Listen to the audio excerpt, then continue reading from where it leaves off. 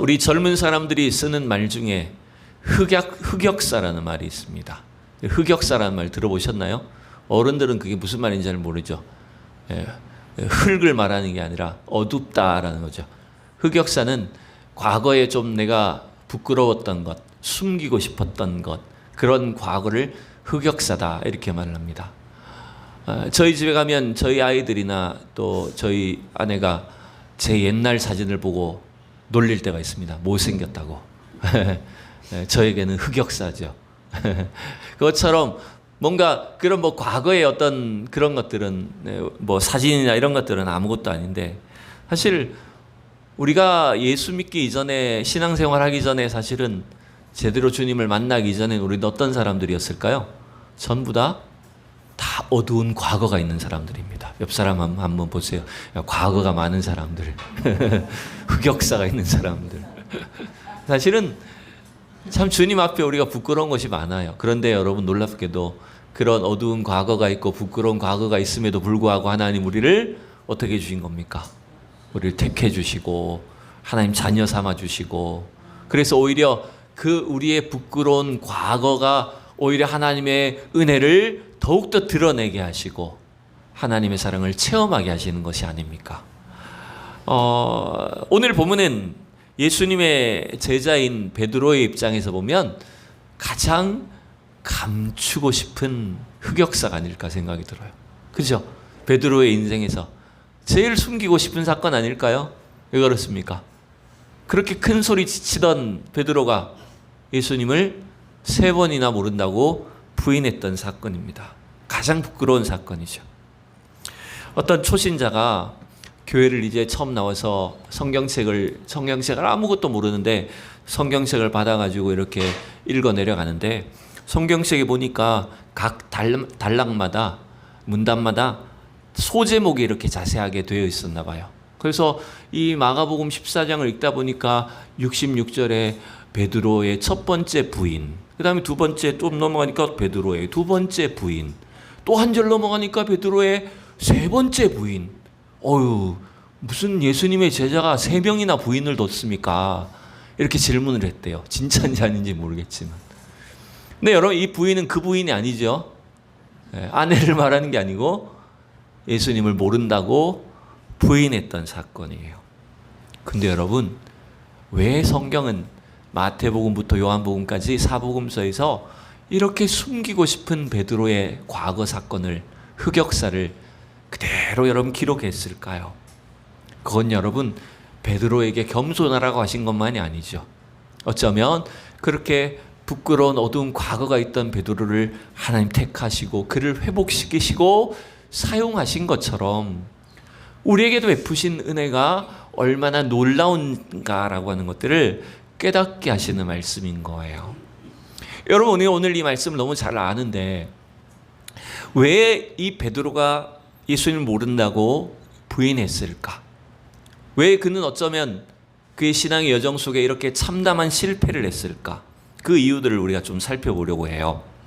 우선 53절과 4절을 보면, 오늘 66절이지만 그 앞단락에 보면 예수님이 체포되실 때에 그래도 베드로는 어떻게 했는지를 볼 수 있죠. 53절 4절 읽어봅시다. 그들이 예수를 끌고 대제사장에게로 가니 대제사장들과 장로들과 서기관들이 다 모이더라. 베드로가 예수를 멀찍이 따라 대제사장의 집들 안까지 들어가서 아랫사람들과 함께 앉아 불을 쬐더라. 많은 목사님들이, 많은 설교자들이 이 본문을, 이 구절을 이렇게 설명하시는 걸 봤습니다. 특별히 54절에 있는 것처럼 베드로가 예수님을 멀찍이 따라갔다라고 하는 이 표현을 가지고 조금은 부정적으로 설명하시는 경우가 있어요. 신앙생활은 멀찍이 하시면 안 됩니다.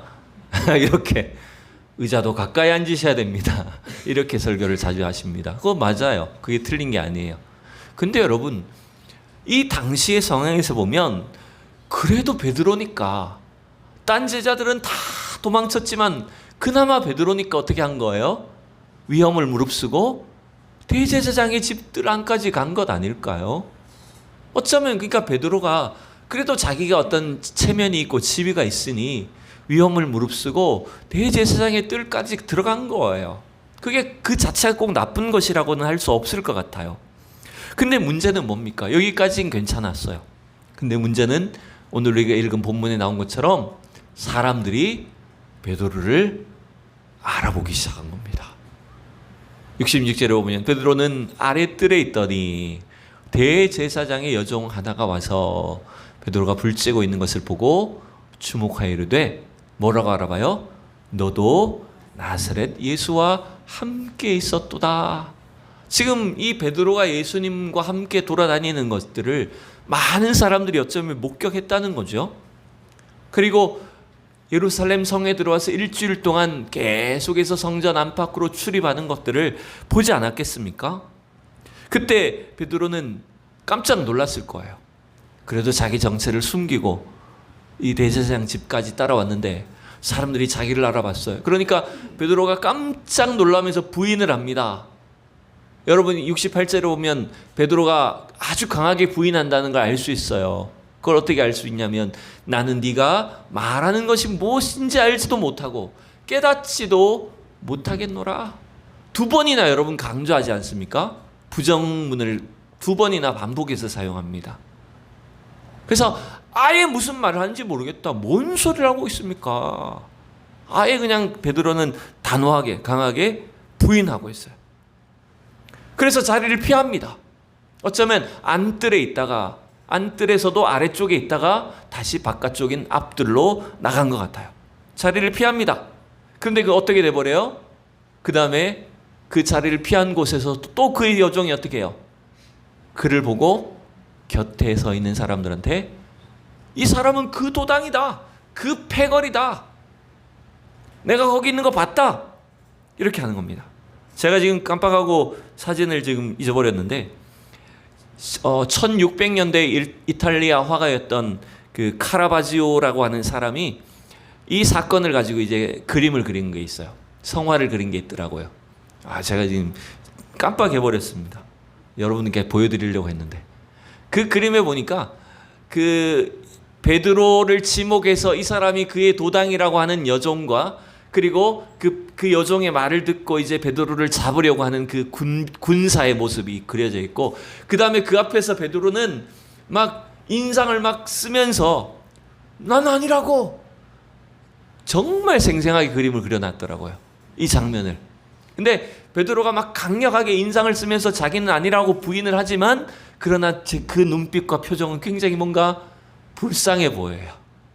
그 여종은 확신에 넘쳐서 이 사람 그 도당이다. 그 패거리다. 내가 봤다. 확신이 넘치는데 베드로는 주눅이 들고 두려움에 빠져서 자기가 그 사람이 아니라고 비굴한 모습을 여러분 보이더라고요. 와, 그림 한 장인데 너무나 생생한 그림을 그렸더라고요. 여러분 베드로가 얼마만큼 지금 이 사건에 대해서 이것에 대해서 부인을 하는지 여러분 또 읽어봅시다. 3번째 이제 장면이죠. 같이 읽어봅시다. 또 부인하더라. 조금 후에 곁에 서 있는 사람들이 다시 베드로에게 말하되 너도 갈릴리 사람이니 참으로 그 도당이니라. 여러분 이미 베드로와 몇 마디를 섞어보고 사람들이 뭘 알았어요? 베드로가 어디 사람인 거 알았어요? 네, 어떻게 알았을까요? 네? 그렇죠.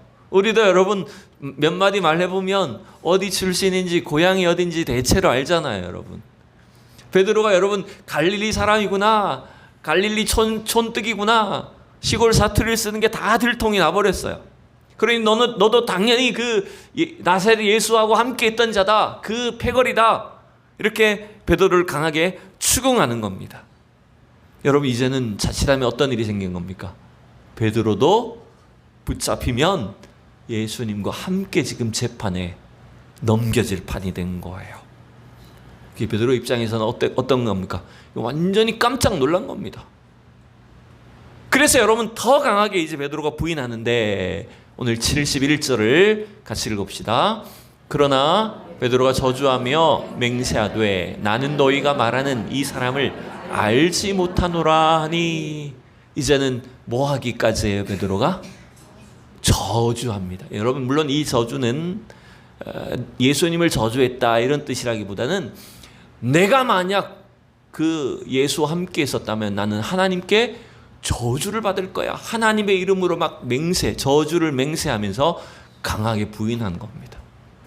여러분, 궁지에 몰리니까 베드로도 어떻게 돼버려요?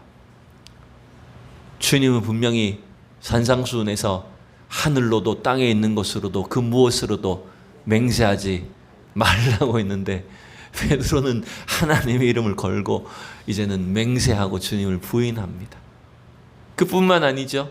주님은 이렇게 말씀하셨어요. 마태복음 10장에서 누군지 사람 앞에서 나를 시인하면 나도 하늘에 계신 내 아버지 앞에서 그를 시인할 것이요. 여러분 33절 읽으세요. 누구든지 사람 앞에서 나를 부인하면 나도 하늘에 계신 내 아버지 앞에서 그를 부인하리라.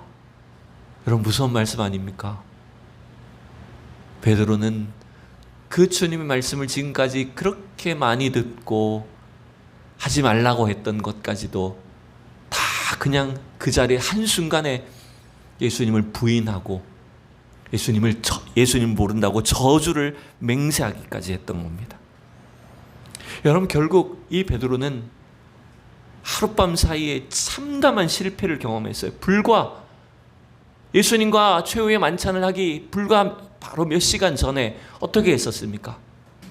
여러분, 또 이 앞부분을 또 봐야 돼요. 14장 29절 31절을 보면 베드로 여짜오되 다 버릴지라도 나는 그리하지 않겠습니다. 예수님 말씀하셨거든요. 너희가 나를 다 버릴 거다. 그러니까 베드로가 앞장서서 나는 그러지 않습니다. 또 31절을 읽어봅시다.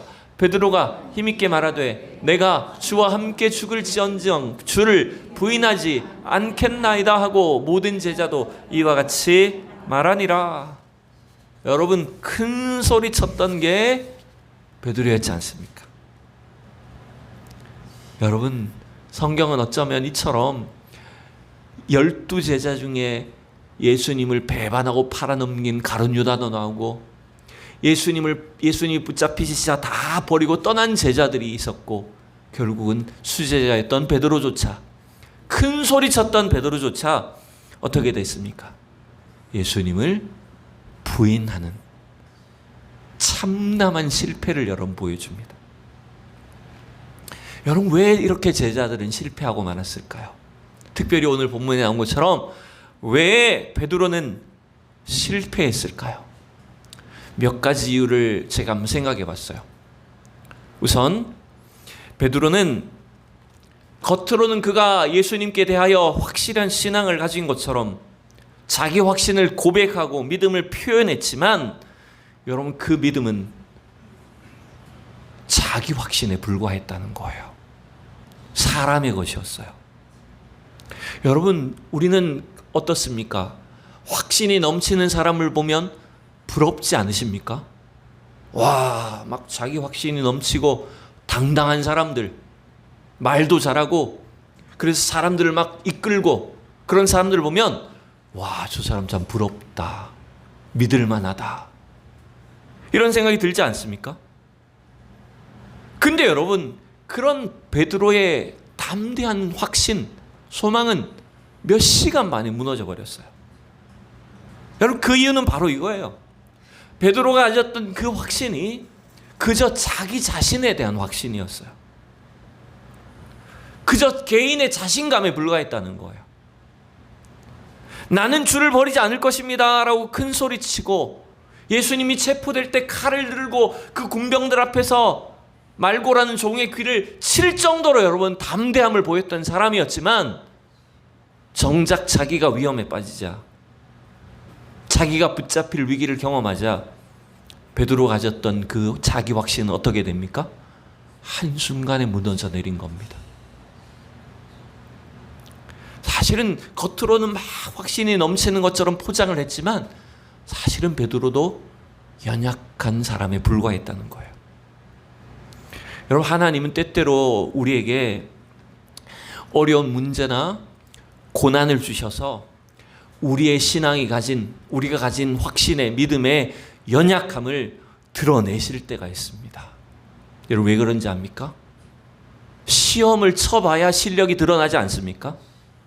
공부를 잘했는지, 얼마만큼 내가 실력이 뛰어난지, 어려운 문제와 시험을 만나봐야 그때 내 실력이 진짜 드러나는 겁니다. 여러분, 말로 내가 이렇게 공부 열심히 했어, 말로 내가 많이 알아 해도 진짜 어려운 문제를 만나면 그때 나의 성적이, 나의 실력이 드러나게 된다는 겁니다.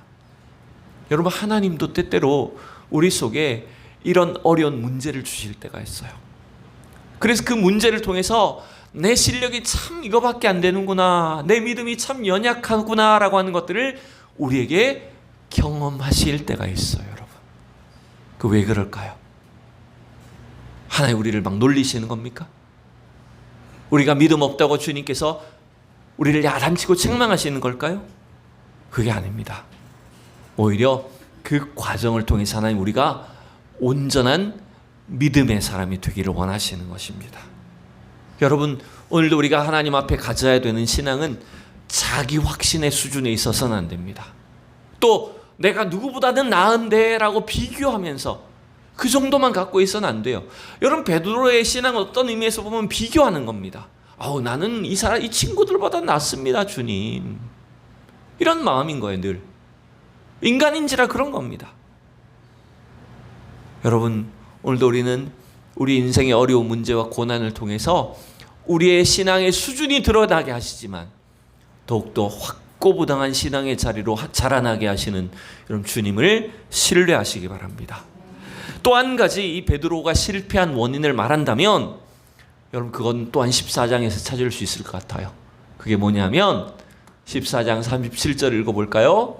같이 읽어봅시다. 졸리니까 보고 읽으셔야 돼요. 자, 읽읍시다. 돌아오사 제자들이 자는 것을 보시고 베드로에게 말씀하시되 시몬아, 자느냐? 내가 1시간도 깨어있을 수 없더냐? 제가 37절과 8절을 좀 요약한 겁니다. 베드로가 실패한 두 번째 원인이 여러분 뭘까요? 겟세마네에서 주님이 깨어 기도하라 라고 하셨을 때 이미 그들은 기도에 실패했죠. 물론 지금 베드로와 제자들은 예수님의 십자가 사건을 전혀 이해하지도 못했고 예상하지 못하고 있는 상황입니다. 그러니 별로 기도해야 될 이유, 기도의 필요성도 못 느끼고 있었던 거예요. 그러니 여러분, 기도로 준비하지 않은 이 제자들의 삶은, 제자들의 신앙은 실패할 수 없는 것이었다는 겁니다.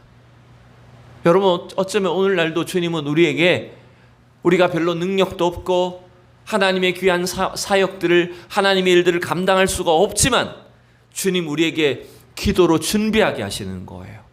여러분, 믿음의 싸움은 딴 게 아닙니다. 기도의 싸움입니다. 기도로 무장하는 겁니다. 그래서 여러분, 예수님은 그 베드로의 약점을 아셨기 때문에 사실은 주님이 기도해 주신 것 아닙니까? 지난주에도 말씀드렸습니다만 누가복음 22장에 보면 이미 주님은 베드로를 위해서 베드로의 실패를 아시고 그를 위해 기도하셨어요. 같이 읽어봅시다. 시몬아, 시몬아, 보라, 사탄이 너희를 밀가부르듯 하려고 요구하였으나 그러나 내가 너를 위하여 네 믿음이 떨어지지 않기를 기도하였노니 너는 돌이킨 후에 내 형제를 굳게 하라. 할렐루야. 여러분, 오늘도 주님은 우리를 위해 기도하고 계시고 우리가 기도로 준비된 사람 되기를 원하시고 기도로 여러분 담대한 믿음의 싸움을 싸우기를 원하시는 것입니다. 여러분, 그래서 아무리 우리가 완벽하게 준비하고 내가 계획해도 기도로 준비되지 않으면 우리가 언제든지 넘어질 수 있다는 것 기억하시기 바랍니다. 자, 이제 세 번째, 베드로가 실패한 세 번째 이유이자 진짜 실패의 목적을 제가 말씀드리려고 합니다. 베드로가 예수님을 부인함으로써 실패와 절망을 경험하게 하신 것은 사실은 하나님의 계획이었습니다, 여러분. 그래서 실패한 겁니다. 왜 그게 하나님의 계획입니까? 이미 예수님 말씀하셨잖아요. 너희가 나를 다 버릴 것이다. 나와 접시에 그릇에 손을 넣는 자는 나를 팔아넘길 것이다. 그리고 네가 다 굴기 전에 나를 3번 부인하리라. 이게 여러분 무슨 즉석에서 예언한 게 아니라 이미 하나님께서 이 제자들의 실패를 다 예언하셨던 거예요. 계획하셨다는 말이에요. 그렇다고 해서 이들의 실패가, 베드로의 부인하는 이 실패가 하나님의 어떤 잘못이란 걸 말하는 게 아닙니다. 우리의 실패는 우리의 선택의 결과입니다. 우리가 잘못한 일입니다. 그러나 그것이 하나님의 계획이란 뜻은 뭡니까? 하나님은 그들의 실패와 좌절과 절망을 통해 연약한 신앙이 드러나게 하시고 그 밑바닥친 신앙을 통해서 다시 그들을 회복시킬 계획을 갖고 계셨다는 거예요, 여러분. 여러분 이걸 믿으셔야 됩니다. 그래서 여러분 오늘 주님이 말씀하신 게 뭡니까? 베드로에게 이제 마지막 보여주신 게 뭡니까? 그냥 예수님을 부인하고 3번이나 예수님을 저주하고 부인한 것으로 끝나지 않고 72절에 보면 어떻게 됐습니까? 자, 마지막 72절 읽읍시다. 달기 곧 2번째 울더라. 이에 베드로가 예수께서 자기에게 하신 말씀 곧 닭이 2번 울기 전에 네가 3번 나를 부인하리라 하심이 기억되어 그 일을 생각하고 울었더라. 여러분, 주님은 이렇게 참담한 제자들의 실패를 보시면서 또한 그들의 실상을 아시면서도 그들을 끝까지 데리고 다니셨어요. 그 이유가 뭡니까? 그들의 실패를 통해서 하나님이 이루실 그 위대한 구원을 이미 계획하셨기 때문이라는 거예요. 그래서 주님의 그 사랑과 은혜로 그들이 회복되어서 하나님 나라를 위해서 영광스럽게 쓰일 것을 주님은 다 보고 계셨다는 거예요. 오늘 우리도 어쩌면 이 실패와 좌절과 절망의 자리에 떨어질 때가 있습니다. 그렇지만 오늘 이 베드로처럼 이 모든 일들을 계획하시고 우리를 일으켜 세우시는 그 주님의 약속, 그 주님의 계획을 신뢰하며 여러분 다시 일어서야 됩니다, 여러분. 여러분 그 출발점이 사실은 뭡니까? 그 출발점이 베드로가 주님의 말씀을 기억하고 생각하고 울었다는 것입니다. 자, 여기 72절의 마지막에 보면 네가 3번 나를 부인하리라 하심이 기억되어 그 일을 생각하고 울었더라. 마가복음이 이렇게 번역을 했는데 조금 이상하지 않습니까? 우리말로 된 문장이. 왜냐하면 기억되어 그 일을 생각하고 울었다. 기억한다는 말도 생각한다는 말도 같은 말이잖아요, 어떻게 보면. 근데 왜 굳이 이렇게 비슷한 표현을 2번이나 번역했을까라고 했더니 사실은 이 기억되어라는 말은 생각했다는 거예요. 이미 베드로는 닭이 2번 우니까 주님이 하셨던 말씀이 이제 생각이 났어요. 기억이 났어요. 그리고 그 뒤에 생각하고 울었다는 말은 약간 다르게 번역하는 게 좋아요. 여기서 생각하고 울었다는 말은 어떻게 번역하면 옳으냐면 쓰러져서 넘어져서 울었다, 이런 말이에요. 이게 무슨 말일까요? 주님의 말씀이 딱 생각나니까 어떤 일이 생긴 겁니까? 베드로는 무너져 버린 겁니다. 지금까지 그가 그토록 자만했던, 큰 소리로 외쳤던 자기 확신이 이 순간에 와르르 무너졌습니다. 그래서 쓰러지고 부딪혀서 통곡할 수밖에 없었어요. 물론 그 자리에 사지도 못했겠죠. 그 현장에서 울지도 못해요. 왜 그렇습니까? 사람들이 알아보니까. 그래서 사람들의 눈을 피해서 비틀비틀거리며 어쩌면 밖으로 나가서 쓰러졌을 겁니다. 땅바닥에 부딪혀서 통곡해서 울었을 거예요. 여러분, 이게 어쩌면 베드로를 회복시킨 출발점이 되는 겁니다. 물론 통곡했다고 회개했다는 건 아닙니다, 여러분. 교회에 와서 때때로 감정이 북받쳐서 울기는 하는데 제대로 회심하거나 변화되지 않은 사람들도 있습니다. 진정한 회개는 눈물이 있어야 회개가 아니라, 진정한 회개는 하나님 앞에 자기 자신이 완전히 깨어지고 부활하신 주님 때문에 그 영혼이 회복되어야 되는 겁니다, 여러분. 그래서 베드로의 삶을 보면 어떻게 됩니까? 그 이후에 부활하신 주님이 갈릴리에서 물고기 잡던 베드로에게 어떻게 하십니까? 다시 나타나셔서 요한의 아들 시몬아, 네가 나를 사랑하느냐? 3번 질문하시면서 그의 영혼을, 깨어졌던 그의 영혼을 회복시켜 주신 것 아닙니까? 여러분, 우리가 구원받고 우리가 하나님의 일을 하고 하나님의 자녀가 된 것도 우리의 확신이 아닙니다. 내가 믿음 좋아서 할 수 있는 것도 아닙니다. 내 능력이 많아서 할 수 있는 게 아닙니다, 여러분. 오히려 우리의 믿음은 한없이 부족하고 주님 앞에 자격이 없고 날마다 깨어질 수밖에 없는 심령인데, 그런 연약한 자들을 일으키시는, 그런 부족한 우리 인생들을 끝까지 붙잡으시고 사용하시는 그 신실하신 하나님의 사랑 때문에 우리가 여러분 일어설 수 있는 겁니다. 우리가 주님께 쓰임 받는 겁니다. 여러분이 이 은혜를 기억할 수 있기를 바랍니다. 말씀을 마칩니다. 혹시 우리가 지금까지 이 베드로가 예수님을 부인하는 어쩌면 그의 부끄러운 흑역사를 보면서 베드로를 우리가 정죄하진 않았습니까? 예수님의 제자라는 사람이 어떻게 믿음이 저거밖에 안 되지? 여러분, 그런데 이것이 우리가 베드로를 향해서만 이런 마음을 먹는 게 아닙니다. 때때로 우리가 같이 신앙생활하는 우리 믿음의 사람들을 보면서, 목회자들을 보면서, 믿음에 실패하는 사람들을 보면서, 아이고 집사라는 인간이, 장로라는 사람이, 목사라는 사람이 어떻게 저거밖에 안 되냐, 우리가 마음으로 어쩌면 그들을 정죄하고 그들을 비방하고 이런 마음을 먹지 않습니까? 여러분, 그런데 우리가 얼마나 더 나은 존재라고 그렇게 말합니까? 우리가 얼마만큼 주님 앞에 확신을 가지고 내가 믿음을 당당하게 큰 소리를 칠 수 있습니까? 베드로가 겪은 이 위기를 우리가 만날 때 우리도 어쩌면 베드로처럼 그렇게 부인하지 않을까요? 주님을 모른다고 도망치지 않을까요, 여러분? 여러분, 우리가 자랑할 수 있는 것은 내 믿음이 아닙니다. 내가 과거에 이런 일을 했다는 것도 자랑거리가 되지 않습니다. 오직 우리는 날마다 나의 연약한 신앙을 주님께 고백하고 우리를 연약한 가운데서 일으켜 세우실 그 주님만 바라볼 수밖에 없습니다. 그게 우리의 유일한 소망입니다. 그 은혜로 여러분 주님을 의지하셔야 됩니다. 또한 이런 시험과 고난이 다가왔을 때 주님, 내가 주님을 부인하지 않고 믿음이 연약해지지 않도록 나를 불쌍히 여겨주십시오. 여러분, 주님 앞에 기도하고 하나님만 의지하는 우리 성도들을 다 될 수 있기를 축복합니다.